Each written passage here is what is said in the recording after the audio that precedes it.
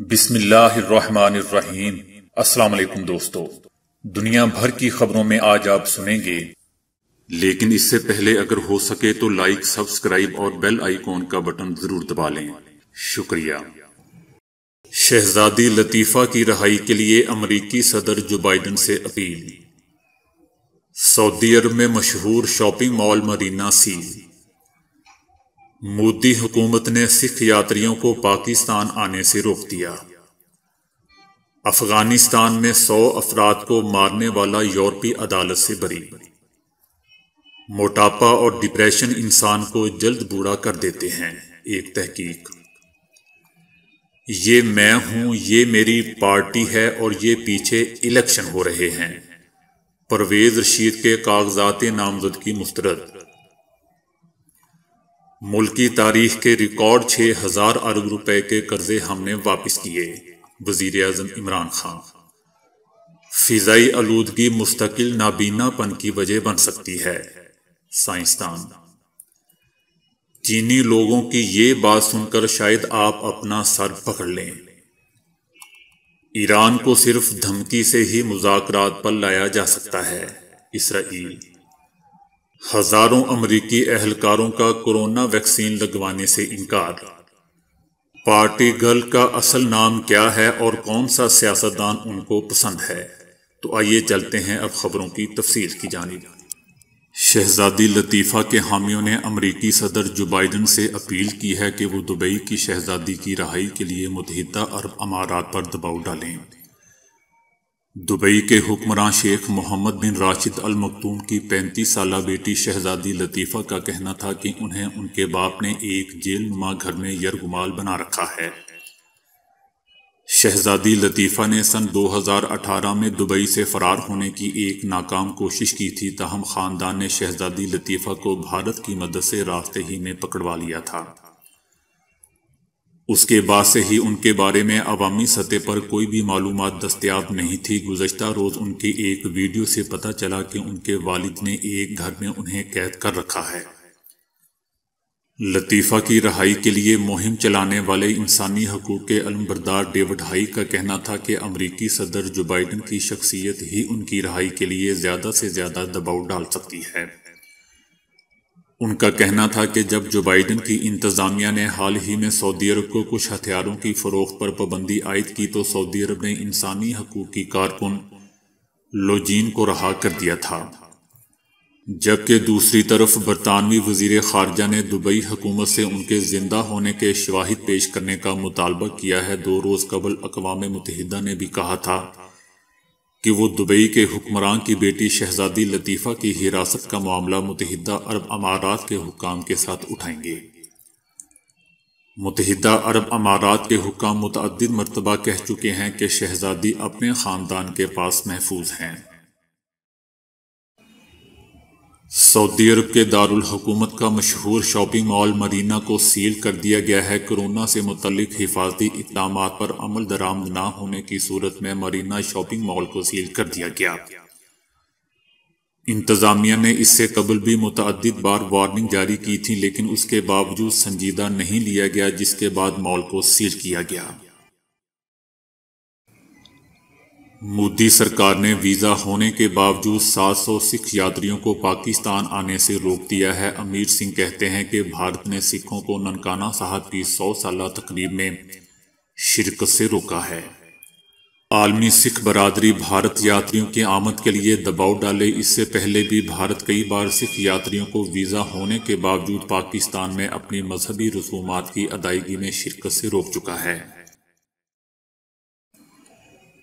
یورپی عدالت برائے انسانی حقوق نے افغانستان میں جرمن کرنل کے حکم پر فضائی کارروائی کے نتیجے میں 100 افراد کو مارنے کے مقدمے میں بری کر دیا ہے۔ عدالت نے فیصلہ سناتے ہوئے کہا کہ قندوز حملے میں جرمنی نے انسانی حقوق کے جنیوا کنونشن کی خلاف ورزی نہیں کی۔ یہ مقدمہ اس کے خلاف 4 ستمبر 2009 کو مرنے والے 2 بھائیوں کے افغان والد محمد حنان نے دائر کیا تھا، جس میں کہا گیا تھا کہ اس نے میرے بیٹے کو زندہ رہنے کے حق سے محروم رکھا۔ اس مقدمے میں افغان والد نے اس پر ہرجانے کی رقم کا دعویٰ بھی کیا تھا۔ عمر رسیدگی کے حوالے سے یہ اب تک سب سے زیادہ باریکی سے کی گئی تحقیق ہے، جس میں ہالینڈ اور امریکہ کے سائنسدانوں نے 18 سے 65 سال کے تقریباً 2000 افراد پر تحقیق کے بعد انکشاف کیا ہے کہ موٹاپے اور ڈپریشن کے شکار مرد زیادہ تیزی سے بوڑھے ہوتے ہیں، جبکہ یہ عوامل عورتوں کو کچھ خاص متاثر نہیں کرتا۔ اس تحقیق کی غرض سے 2004 کے دوران امریکہ اور ہالینڈ سے 2981 رضاکار بھرتی کیے گئے اور ان سب کو 2020 تک زیر مشاہدہ رکھا گیا۔ میڈیکل سائنس کے مطابق انسان کی عمر بڑھنے کا عمل نہ صرف ظاہری بلکہ اندرونی طور پر بھی یعنی قلبی پیمانے پر بھی اثر انداز ہوتا ہے۔ یہی وجہ ہے کہ بعض لوگ اپنی اصل عمر سے بوڑھے جبکہ بعض لوگ کم عمر دکھائی دیتے ہیں۔ عمر رسیدگی کے حوالے سے یہ اب تک کی گئی سب سے باریک بینی تحقیق بھی ہے۔ جب تحقیق میں شریک تمام رضاکاروں کا مطالعہ کیا گیا تو معلوم ہوا کہ معمول سے زیادہ وزن رکھنے والے وہ مرد جو ڈپریشن کا شکار تھے ان کی حیاتیاتی عمر زیادہ تیزی سے بڑھ رہی تھی، جبکہ اس معاملے میں سگریٹ نے جلتی پر تیل کا کام دکھاتے ہوئے ان میں بوڑھا ہونے کا عمل اور بھی تیز رفتار کر دیا تھا۔ اس تحقیق کی تمام تفصیلات دوستوں online research journal life کے تازہ شمارے میں شائع ہوئی ہیں۔ سینیٹ انتخابات کے لیے مسلم لیگ نون کے امیدوار پرویز رشید کے کاغذات مسترد کر دیے گئے ہیں، جبکہ یوسف رضا گیلانی کے کاغذات منظور کر لیے گئے ہیں۔ کوائف کی تصدیق کے لیے ریٹرننگ افسران کو نادرا، اسٹیٹ بینک اور ایف پی آر سمیت تمام متعلقہ اداروں کی مکمل معاونت حاصل تھی۔ یوسف رضا گیلانی کے کاغذات پر تحریک انصاف کے اعتراضات مسترد کرتے ہوئے انہیں سینٹ الیکشن لڑنے کے لیے اہل قرار دے دیا گیا ہے۔ فیصلے میں کہا گیا ہے کہ یوسف رضا گیلانی کی 5 سالہ نااہلی ختم ہو چکی، جبکہ ان کے مقدمات عدالتوں میں زیر التوا ہیں۔ زیر التوا مقدمات پر کسی کو الیکشن لڑنے سے نہیں روکا جا سکتا، جبکہ مسلم لیگ نون کے پرویز رشید پر اہم قومی راز افشاں کرنے، اداروں کے خلاف بات کرنے، پنجاب ہاؤس کے 95 لاکھ روپے کے نہ دہندہ ہونے پر اعتراض داخل کیا گیا تھا۔ پرویز رشید نے الیکشن کمیشن کا فیصلہ چیلنج کرنے کا اعلان کرتے ہوئے کہا کہ میں تنقید کرتا ہوں، اس لیے مجھے ایوان سے باہر رکھنے کی کوشش کی گئی۔ جو تقریر عمران خان سے برداشت نہیں وہ آواز خاموش کرنا چاہتے ہیں۔ دوستو، اب سینٹ انتخابات کے دن پرویز رشید صاحب بھی یہ کہیں گے کہ یہ میں ہوں، یہ میری پارٹی ہے اور یہ پیچھے الیکشن ہو رہے ہیں۔ وزیراعظم عمران خان نے کہا ہے کہ ہم نے پاکستان کی تاریخ کے ریکارڈ قرضے واپس کیے اور مجموعی طور پر 6000 ارب روپے قرض کی قسطوں کی مد میں دیے ہیں۔ وزیراعظم عمران خان نے کہا کہ حکومت میں آنے کے بعد سب سے بڑا مسئلہ مالی خسارہ تھا، جس کا سب سے زیادہ اثر ملک کی کرنسی پر ہوتا ہے۔ کرنسی گرتی ہے تو سب سے زیادہ بوجھ غریب پر پڑتا ہے۔ آج تک کسی حکومت نے اتنے قرضے واپس نہیں کیے۔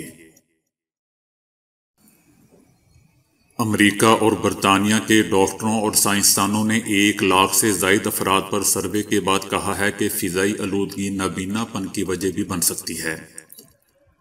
فضائی آلودگی کا ایک نیا ہولناک پہلو سامنے آیا ہے، یہ بالخصوص ادھیڑ عمر اور بوڑھے افراد کی بصارت چھین سکتی ہے۔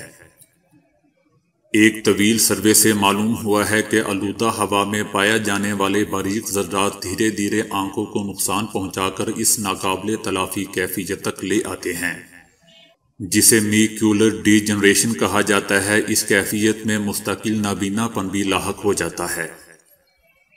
برطانیہ اور امریکہ کے سائنسی اداروں کی ایک ٹیم نے 2006 سے 2020 تک 1,16,000 افراد کا مطالعہ کیا۔ ان میں مختلف عمروں اور علاقوں سے تعلق رکھنے والے لوگ شامل تھے۔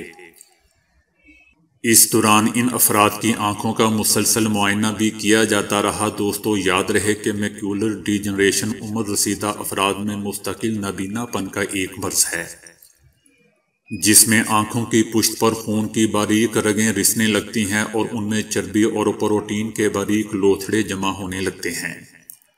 اس صبر آزما مطالعے کا نتیجہ یہ نکلا کہ جو لوگ فضائی آلودگی والی جگہوں پر ایک عرصے تک رہ رہے تھے انہوں نے خود بتایا کہ وہ میکیولر ڈی جنریشن کے شکار ہو چکے ہیں۔